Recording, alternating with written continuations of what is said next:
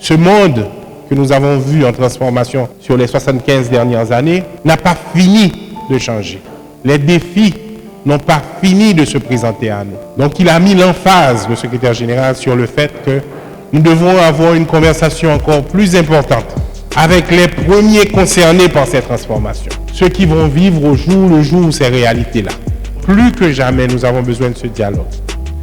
Et donc, sur la base de ce contexte, ce que nous avons fait, nous avons invité et nous sommes en train de recevoir une série de personnalités de la société civile, des jeunes, et nous sommes en train de leur demander de résumer pour nous l'essentiel des discussions qu'ils ont dans leur environnement sur l'avenir, sur les risques de l'avenir et sur les solutions de l'avenir. Quand vous pensez au monde dans les 25 prochaines années, est-ce que vous vous imaginez que le monde sera meilleur, sera pire, ou est-ce que le monde, à votre avis, sera à peu près la même chose? Il faut que l'ONU prenne des mesures pour la prévention des défis qu'ils pourraient rencontrer dans le futur.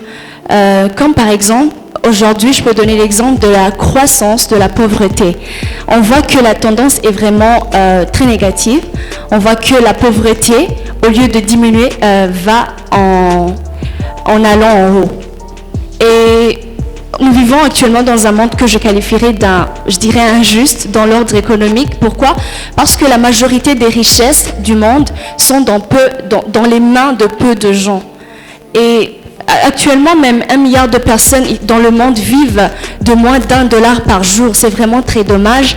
Alors, il faut que l'ONU essaie d'investir beaucoup plus dans la prévention des défis qu'ils pourraient rencontrer dans le futur pour atteindre cet idéal dont on rêve. Merci. Il y a aussi au niveau de la justice internationale quelque chose qui est à corriger parce que là, de plus en plus les États africains se plaignent comme quoi ils subissent la justice. Donc c'est pas mauvais si punir ou persécuter celui qui a fait les fautes, mais il ne faut pas non plus punir les uns pour laisser les autres. Donc que le droit soit fait au niveau international. Et je veux passer donc à la deuxième question. Quelles sont les 3 choses que vous auriez souhaité voir le plus? Ou quelles sont les 3 grandes transformations? Les 3 grands points, les 3 grands éléments que vous auriez aimé voir, qui n'existent pas aujourd'hui, ou à un degré moindre aujourd'hui, que vous voudriez qu'ils soient présents quand l'ONU aura fait 100 ans? Ce que moi je voudrais voir de plus, c'est moins d'inégalités dans ce monde, moins d'inégalités entre pays, moins d'inégalités dans le pays. J'aimerais aussi voir la paix partout dans le monde. J'aimerais enfin voir aussi un meilleur accès à l'éducation, car dit-on qu'un peuple moins instruit est un peuple facilement manipulable. Merci. Je peux parler par exemple de l'alphabétisation, parce qu'on sait que l'alphabétisation qui est en même temps reliée à l'éducation, c'est un point important pour le développement d'un pays. Et concernant aussi l'échauffement climatique, on voit les conséquences que ça s'aggrave avec le temps, le niveau des océans qui monte. Je pense que même si on ne fait pas attention, il y aura même des îles qui peuvent disparaître dans les années à venir. Mais très concrètement, quels sont les défis que vous voyez à la réalisation de ces objectifs? Quels sont les problèmes? Quelles sont les barrières que vous anticipez pour que nous puissions avoir ce monde où il n'y a plus la pauvreté, où les gens n'ont plus faim, où nous n'avons plus ce souci de l'environnement, où nous avons ce système académique qui est propre, nationalisé, localisé, où nous avons où tout le monde est alphabétisé et tous les enfants vont à l'école? Je crois que le premier problème avec l'ONU, c'est le fait de vouloir intervenir après que le problème soit déjà là, alors qu'ils auraient mieux fait s'ils avaient intervenu avant. Et je crois qu'il y a aussi un autre problème, c'est qu'on continue de vouloir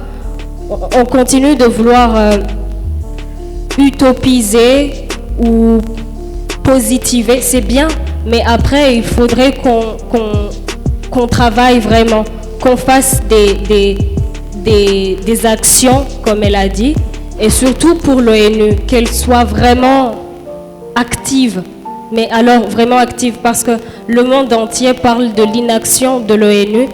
Si on revient par exemple au séisme qui est survenu en Haïti en 2010, ou aussi dans la réunion de Copenhague sur les changements climatiques, on a vu que c'est les États-Unis et la Chine qui ont conclu aux accords eux seuls. Il n'y avait pas la présence de l'ONU. Et donc, on voudrait vraiment voir cette action de l'ONU. Et donc, je crois que ça, c'est le premier défi, l'inaction. Oui.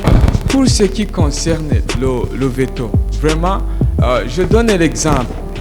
En Algérie, le veto des Français a causé beaucoup de crimes. Au Vietnam, ça s'est passé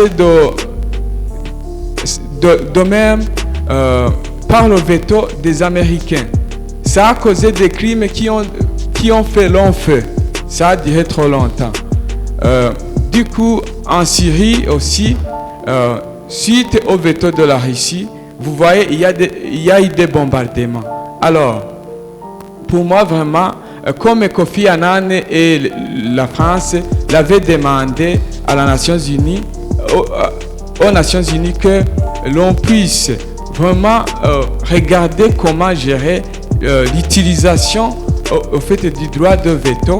Vraiment, et moi aussi, je vois que le droit de veto est un grand problème aux décisions. Par exemple, il est très facile que 193 pays qui se réunissent puissent avoir des réponses qui sont positives en fait pour un sujet à traiter. 193 pays vraiment suffit pour trouver la solution.